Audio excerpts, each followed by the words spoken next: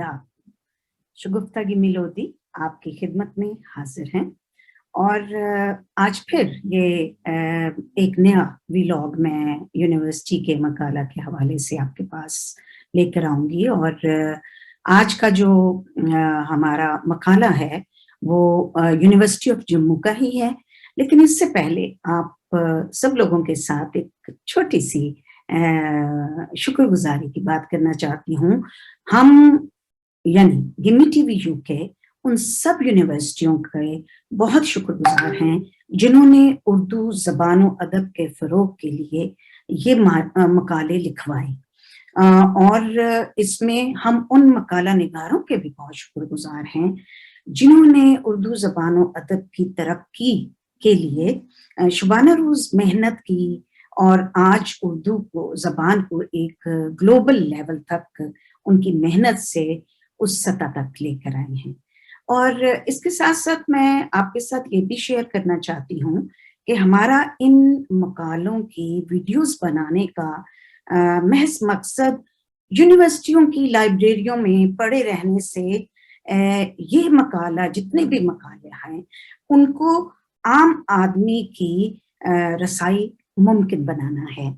और इन मकालों की तैयारी में हमारी जो मेहनत है, जो हम मेहनत अपनी सर्फ कर रहे हैं, वो हमें उस दिन पूरी हो जाती है जब कोई भी तालिब इल्म या कोई तलबा या तालिब इल्म, कितने भी जो भी हमारे बच्चे, मैं तो यही कहूँगी मेरे लिए वो सारे बच्चे ही हैं जो कि पीएचडी के मकाला के लिए काम कर रहे हैं, वो जब हमारे साथ राब्ता कायम करते हैं या ये कहते हैं कि इन मकालों के सिलसिले में हमें आपकी ये मदद ज़रूरत है और या ये काम है, तो हमें ये जो सारी मेहनत हम इन वीडियोस को बनाने के लिए करते हैं उसका हमें एक आप समझे कि मुआवजा मिल जाता है।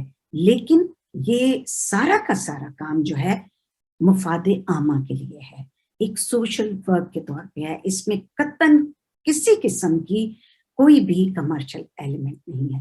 तो जनाब, ये एक छोटी सी बात आपके साथ करने को बहुत दिनों से दिल चाह रहा था, लेकिन टाइम नहीं मिल रहा था रिकॉर्डिंग्स के लिए, पढ़ने के लिए, कुछ और कोई किताब का काम करने के लिए। तो आइए फिर चलते हैं यूनिवर्सिटी ऑफ जम्मू के आज के मकाले की तरफ। और ये मकाला है जी महेंद्र प्रताप चांद की अदबी जहाद। मकाला निगार हैं कौशल किरण ठाकुर और निगरान मकाला हैं प्रोफेसर सुखचैन सिंह। मकाले का तारुफ कुछ इस तरह से है कि आप सारे ही जानते हैं, अब तक तो कितने ही ज्यादा मकालों का तारुफ मैं पेश कर चुकी हूँ कि रियासत हरियाणा को कदीम ज़बाने से ही एक अदबी मरकज़ की हैसियत हासिल रही है। यहाँ के मकामात, वाक़यात और शख्सियात के नकूश पर्दाए ज़हनो दिल पर झिलमिलाते और उसके बाद जगमगाते हैं। उर्दू अदब के हवाले से भी ये रियासत खासी अहमियत रखती है। यहाँ न सिर्फ उर्दू अदब की तमाम असनाफ बरती गई हैं, बल्कि ऐसे ऐसे शायर और अदीब इस रियासत ने पैदा किए हैं जिन पर बजातौर पर उर्दू अदब फख्र कर सकता है, जिन्होंने न सिर्फ रियासती सतह पर बल्कि मुल्की सतह पर भी नाम पैदा किया है।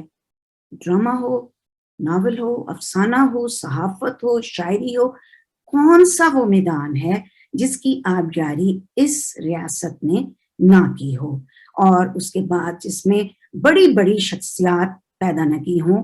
मसलन अफजल हुसैन अफजल, मास्टर रामचंद्र, जाफर टिली, मीर मेहंदी मजरू, मौलाना अल्ताफ हुसैन हाली, अमाम बख्श सहबाई, बेगम सालिया आबिद हुसैन, कश्मीरी लाल जाकर, आज़ाद गुलाटी, नूर अहमद नूर, शरफ फतेहपुरी वगैरह।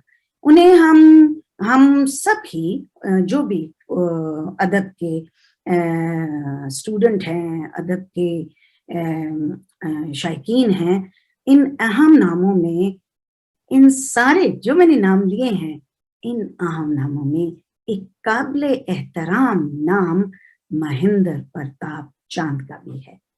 महेंद्र प्रताप चांद ने नज्म और नस्र दोनों मैदानों में اپنے قلم کی زور آزمائی کی ہے اور ادبی دنیا میں ایک اہم مقام پیدا کیا ہے۔ مہندر پرتاپ چاند عہد حاضر کے نہایت عام تنقید نگار، محقق، ادیب، شاعر اور تخلیق کار ہیں۔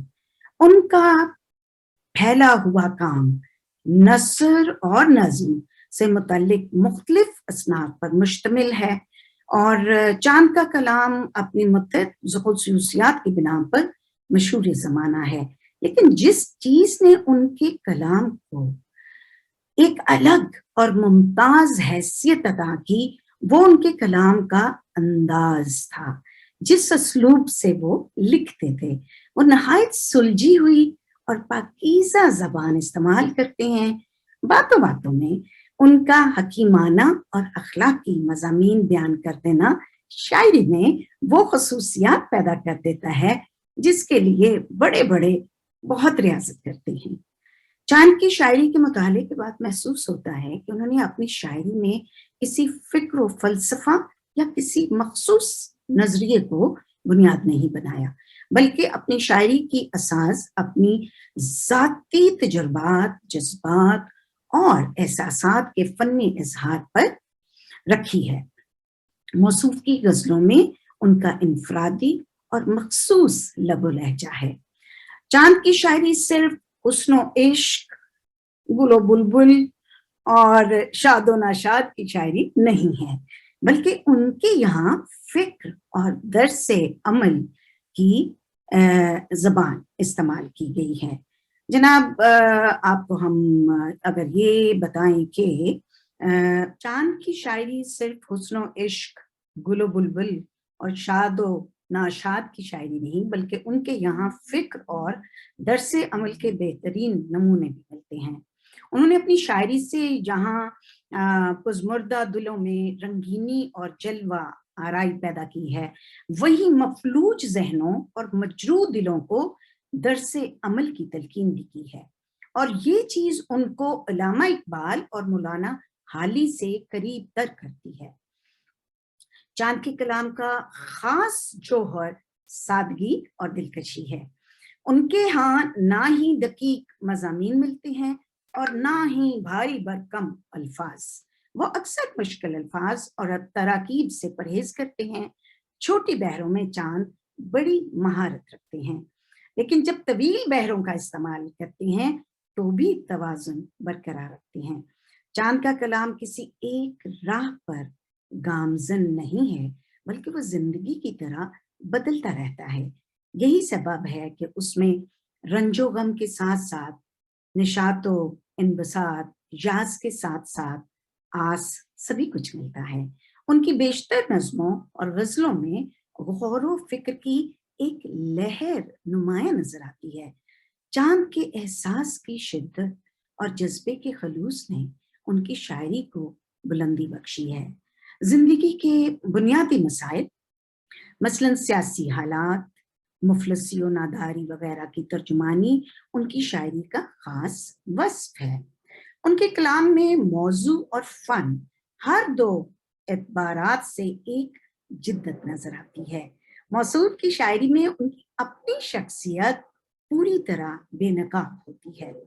بیشتر اشعار چاند کے مشاہدات و تجربات، ان کی ذہنی واردات اور جذباتی کیفیات کی تصویریں ہیں، اور یہ تصویریں انسان کے دکھ سکھ، ان کی مسرتوں، ان کی محرومیوں کو ڈیفینیٹلی اجاگر کرتی ہیں اور انسانی زندگی کی ایک بامعنی تفسیر پیش کرتی ہیں۔ چاند نے زندگی میں جو کچھ دیکھا، محسوس کیا، اسے اپنے الفاظ میں پیش کر دیا۔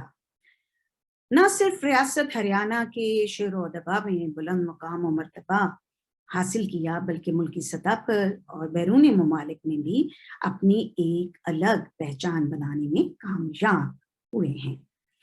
مثلاً اردو کے مشہور و معروف شاعر علامہ قیس جلندری اپنے رائے کا اظہار کرتے ہوئے فرماتے ہیں، چاند میرے ہی قابل شاگرد ہیں، وہ فن اور زبان کے شیدا ہیں، اور ان کی طبیعت شاعری کے لیے بہت موزوں ہے۔